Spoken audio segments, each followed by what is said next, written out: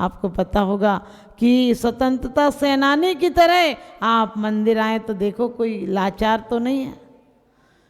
आप एक एक ईंट देंगे तो हमारा जैन समाज बड़ा हो जाएगा।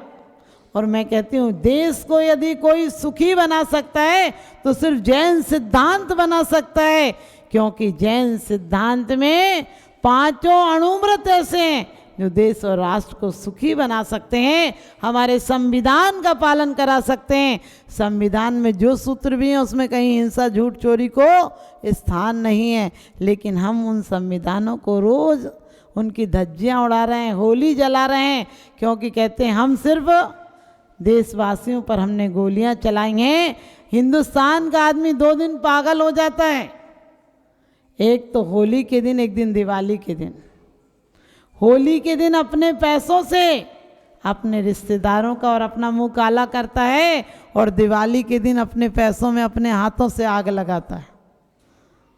अरे जितनी आतिशबाजियां उड़ाई हैं इतने तुम अतिशयों पर खर्चा किया होता, चमत्कार हो जाते, तुम्हारे जीवन में चमत्कार हो जाते।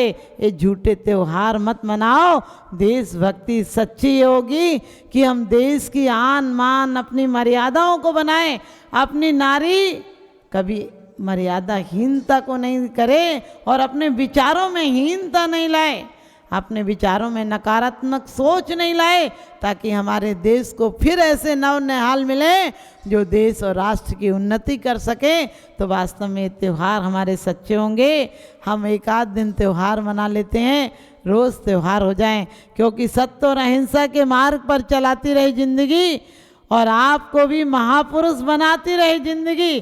साल में एक आध दिन त्यौहार बनाए तो क्या बनाए, अरे रोज़ आपको गणतंत्रता का पाठ पढ़ाती रहे जिंदगी। रोज आपको गणतंत्रता का मतलब क्या है, सबको अधिकार है, कोई भी ऐसा नहीं है। पहले राज्य सत्ता की बात रहती थी कि राजा का बेटा ही राजा होता था। आज आपको पता है गणतंत्र में सबको अधिकार है, कोई भी अपनी योग्यता के अनुसार सेवाएं दे सकता है। हमारे अंदर सेवा की बात है क्या?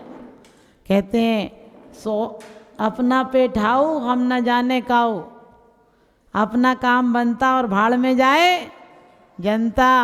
अपना जीवन ऐसा हो गया। और देखो सच बात है, यदि हिंदू मुस्लिम की लड़ाई होगी तो तुम किसका भला चाहोगे? हिंदुओं का। और यदि हिंदू और जैन की लड़ाई हो जाए तो जैन का, और जैन में श्वेतांबर दिगंबर की हो जाए तो फिर दिगंबर की, और दिगंबर में भी आपके समझ गए जो पंथ मंथ चल गए उनमें तो अपने पंथ की, और अपने पंथ में भी यदि अपने पंथ में भी घर वालों और पड़ोसी की लड़ाई हो जाए तो फिर अपने घर वालों की, और घर वालों में भी यदि तुम्हारी और तुम्हारे बेटा और दूसरे के बेटे में लड़ाई हो जाए तो किसके भला चाहोगे? अपने बेटे का। और अपने बेटे और तुम्हारी लड़ाई हो जाए तो किसका भला चाहोगे? अपना। और अपने बेटे अपने में भी यदि अब खुद में भी शरीर में से निर्णय करना पड़े कि पैर कटेगा या गर्दन, तो किसको काटोगे? पैर को, यानी पैर को ही कटना पड़ेगा। लेकिन मैं कहती हूँ धर्म और देश हमारी गर्दन की तरह है, उसको रक्षा करना है। और हमारे भोग विलास पैरों की तरह हैं, उन्हें कट जाने दो, उन्हें थोड़ी तकलीफ में आने दो।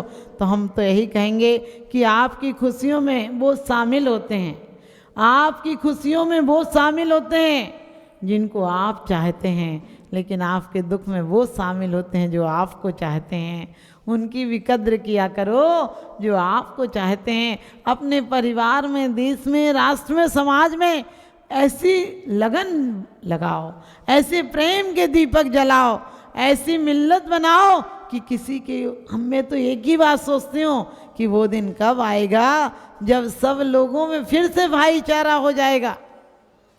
आपको पता होगा जब तक कितनी भी शिक्षा बढ़ जाए, जितनी शिक्षा बढ़ी उतना पागलपन बढ़ गया।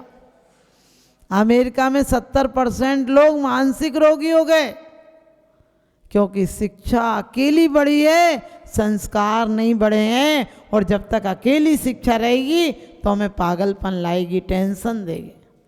और मैं कहती हूँ कि हमारी शिक्षा में परिवर्तन आना चाहिए। हम अपने बच्चों को कम से कम एक बार, सिर्फ ये त्यौहार एक आध दिन नहीं मनाने हैं, रोज बताना है। अपने बच्चों को पहले नानी दादी कहानी सुनाती थी, आजकल बच्चा बोलने को तैयार नहीं होता है, बोलो तो भी झुंझला के पड़ता है कि क्या पता इनको क्या दिक्कत हो गई। तो हम अपने देश के, अपने बच्चों को, अपने राष्ट्र के, अपने महापुरुषों की काव्य कला सिखाएं। हमारे घरों में पहले हमारे राष्ट्र नेता या जो भी देश के वासी होते थे, उन स्वतंत्रता सेनानियों के चित्र लगे होते थे, और चित्रों का हमारे चरित्रों पर प्रभाव पड़ता है। आप देखना, पिक्चर में बैठकर राग की बात आती है और परमात्मा को देखकर त्याग की बात आती है। तो आजकल घरों में चित्र हट गए। चित्रों में आपको पता, चित्रों से पता चलता था हमारे महापुरुष कितने अच्छे चारित्रवान थे। आज भी स्वतंत्रता सेनानी लोग जहाँ होते हैं, जहाँ पर युद्ध चलते हैं, वहाँ देशभक्ति के गीत लगे रहते हैं ताकि फिर से उत्साह आए। तो मैं आप लोगों से यही कहूँगी कि आज से नियम से कम एक देशभक्ति का गीत अपने बच्चों को सुनाया करो, खुद गुनगुनाया करो और सोचा करो देश हमारा वो देश था जहाँ से इंसान भगवान बन जाया करते थे, जहाँ के बहुत अच्छा एक भजन है कि वहाँ अनुशासन, वहाँ देश का शासन काम करता है और धर्म में अनुशासन काम करता है। वहाँ राष्ट्रभक्ति होती है, यहाँ क्या धर्म की भक्ति होती है। और वहाँ पर बाहर की रक्षा होती है, यहाँ पर अंदर की रक्षा होती है। और एक सैनिक और एक शासक में यही अंतर होता है। सैनिक देश की रक्षा करता है और धार्मिक गुरु धर्म की रक्षा करते हैं। तो आप सबको गुरु बनना है। हम सिर्फ ऐसी देशभक्ति की गीत नहीं गाते रहेंगे।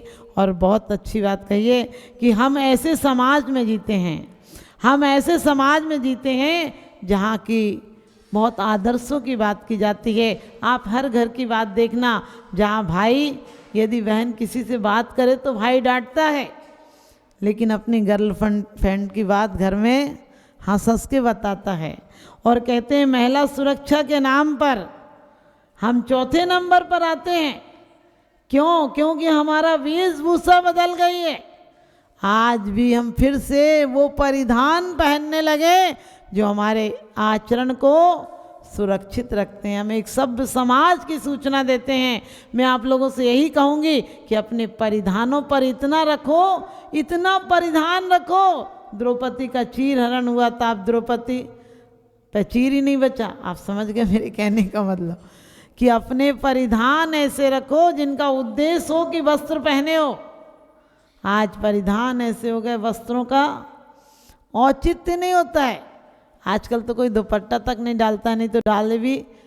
आप समझ गए कैसे कपड़े पहने होते? पहले ऐसे कपड़े पहने होते थे कि कोई आ जाए, कोई कपड़े किसी के पहन ले।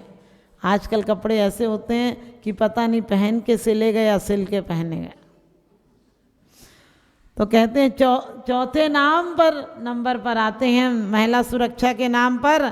हम ऐसी समाज में जीते हैं जहाँ पत्थरों के आगे, जहाँ मूर्तियों के आगे हम 56 भोग लगा देते हैं और लोग भूख से तड़फ कर प्यासे भूखे मर जाते हैं। मजदूर को देखकर, मजदूर को मजबूर मत समझिए, मजदूर को मजबूर मत समझिए। मजदूर गरीब को दान नहीं काम दीजिए, मजबूर को दान नहीं काम दीजिए। और मैं तो यही कहती हूँ कि यदि दान देने की मन है तो दान देने का मन है तो रक्तदान दीजिए और मरने के बाद अंगदान दीजिए, मरने के बाद अंगदान दीजिए। हम दुनिया को सबसे बड़े लोकतंत्र हैं, हम दुनिया का सबसे बड़ा लोकतंत्र हैं। हिंदू पैदा होते हैं, सिख पैदा होते हैं, ईसाई और मुसलमान भी पैदा होते हैं, लेकिन अफसोस है कि अब इंसान पैदा नहीं होते हैं, अब इंसान पैदा नहीं होते हैं। तो मैं तो यही कहूँगी कि अच्छे विचारों को लाइए और पेड़ पौधों को नहीं। पेड़ पौधे भी दुखी हो जाएंगे, पेड़ पौधे में भी अगर परेशान हो जाएंगे, ये यदि परिंदे भी हिंदू और मुसलमान हो जाएंगे। यदि परिंदे भी हिंदू और मुसलमान हो जाएंगे तो मैं यही कहूँगी कि देश में जब हमने स्वतंत्रता प्राप्त की तो आपको पता है अम्बेडकर जी ने संविधान दिया, लेकिन हमारे यहाँ उस संविधान का हमको रक्षा करनी है कि आज पश्चिम से आप व्यापार खत्म हो गया, क्योंकि सब ऑनलाइन हो गया ज़माना। हम कहते हैं कि कुछ चला फिरा करो नहीं तो पूरी जाम हो जाओगी। और अपने देश में हम अपने व्यापारियों को, अपने जैन व्यापारियों को कोशिश करें कि हम समाज के विकास की चर्चा करने से कुछ नहीं होगा।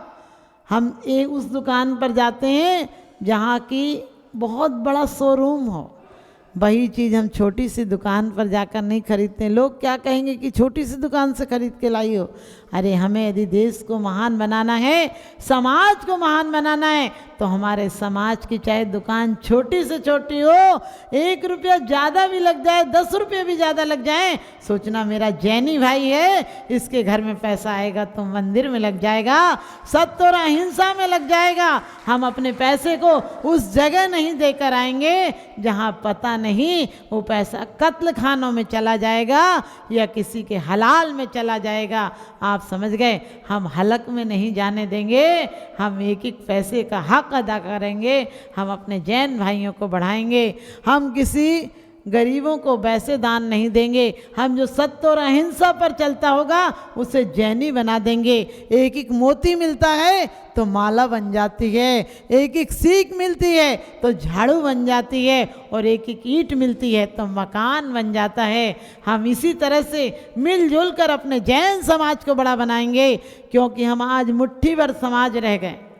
आपको पता, हमने सिर्फ पुरानी लोक रूढ़ियों को मानकर हमारी समाज की संकीर्णता कर दी। हमारे यहाँ गरीब आदमी तो आ ही नहीं पाता है।